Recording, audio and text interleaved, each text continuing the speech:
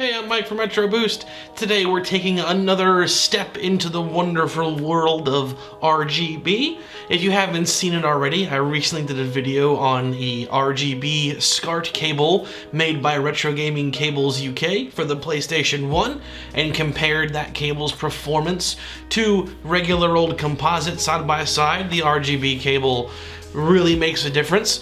I'm going to be doing essentially the same thing, but this time we got a RGB SCART cable for the Super Nintendo, which is awesome because it's a console I play quite a bit, whereas PlayStation I've neglected a little bit, but now that I got that better cable, I won't be doing that very much now. Playing that a lot more for sure.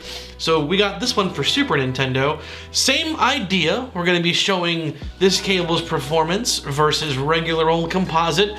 If you wanted to know like the basic details, I'll go over them again here real quick. So firstly, what is this cable? Well, a SCART cable, kind of like component, separates video information across multiple wires / channels versus composite, which has all of your video information on one cable. You know, separating it just makes it more efficient. That's like the really simple explanation of why it's better at its core. I'm not like a video technician. I can't go into the uber details. You could very easily research them though if you really wanted to know. But bottom line is, it's a far better method of video transmission versus composite.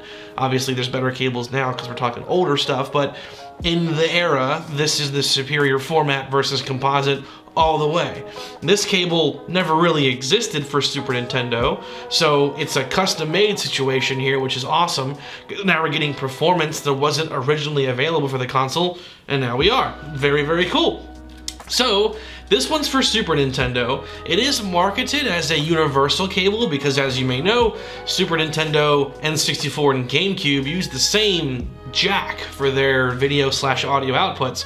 But this will only work on N64 and GameCubes under certain circumstances. It needs to be an N64 that has the RGB mod installed, / the GameCube needs to be a PAL region GameCube. Otherwise, it will not work. And I've tried, I just get no video, I get audio, no video. So, out of the box, it'll work great for any Super Nintendo. It'll work for N64 and GameCube, but only under those circumstances. Additionally, the cable itself has great construction. It is shielded. It's the same idea as the PlayStation one I talked about. Shielding, better situation there. The construction overall is very nice. I like the style of the transparent connector as well, which is pretty sweet. And even though it's shielded, and I forgot to mention this for the PlayStation 1, even though it's shielded, it's still quite flexible. Like this is easy to get where you want to go, compared to like other shielded cables I've worked with before that were just very awful. A lot of like real high-end HDMI cables or Cat 6A, which is also a shielded cable. Those can be very stiff and rigid, and they only want to bend like one way if they bend at all. This one is shielded, and yet it maintains a good degree of flexibility, which is great for reaching behind your setup, trying to plug it in, run it to your TV. You're not going to have any problems with this. The construction is great. The folks at Retro Gaming Cables UK did an excellent job with this cable's design. So, without any further delay, let's hook it up, check out some gameplay. We'll compare it to composite just like before and kind of come back and summarize. Just like the PlayStation video, I'll be using my 5X Pro to capture all the game footage. You don't have to use the 5X Pro specifically. There's a lot of options for converting SCART to HDMI, or if you just have a TV or a device that accepts SCART straight up, more power to you. Either way, there's a lot of options, so you don't have to use the 5X Pro. But booting it up and playing the game, we can see the immediate performance boost versus composite. I mean, it was never really a contest. It's gonna be better. So we can tell right away that images are sharpened. It's very clean, not having that signature composite fuzz or noise. It's awesome. This is kind of like the closest thing to like emulation that I've ever seen out of all my retro gaming consoles thus far. So it really goes to show that you got your like supply chain of steps: the console, the cable, and then the scaling device / line doubler. You get all those right things in a row, and you can get truly epic performance out of the original hardware. So everything looks awesome, obviously. let's take a look at a comparison real quick. We got some footage from both Kirby Superstar and Ninja Turtles Turtles in Time to show some side-by-side performance of a composite versus this, because why not? If you weren't a believer, this will make you one.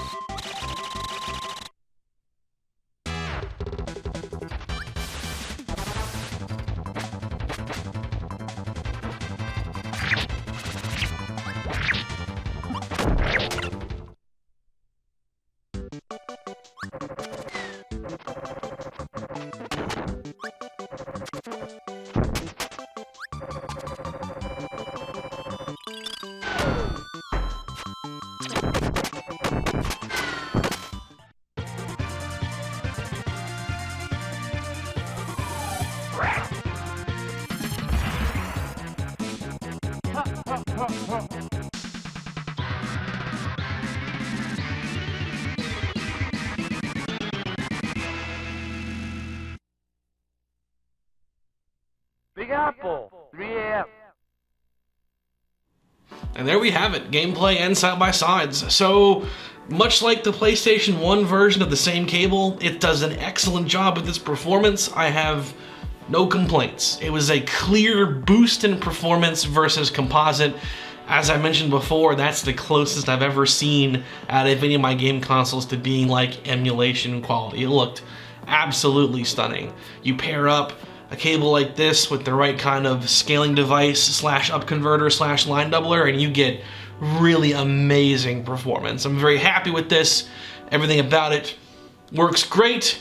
Only wish I could have got it to work with my N64 and GameCube, but I guess another time I'll have to find a European GameCube and get an N64 with the RGB mod. So the wonderful world of RGB is something worth looking into if you're serious about really stepping up the performance of retro consoles. These cables, the ones that come from Retro Gaming Cables UK as far as SCART goes, are amazing and awesome. There's also a different way you could approach it. HD Retrovision makes higher quality component cables for the Super Nintendo. I would imagine the performance is going to be similar to this. I do aim to check those out one day. I wanted to do those first, truthfully, but I just kind of came across a good deal, a good opportunity rather, for getting the SCART cables first, and we'll do component down the road. I do aim to do it at some point though.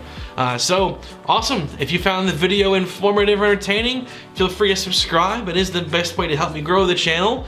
Otherwise, thanks for tuning in and watching. Have a great rest of your day.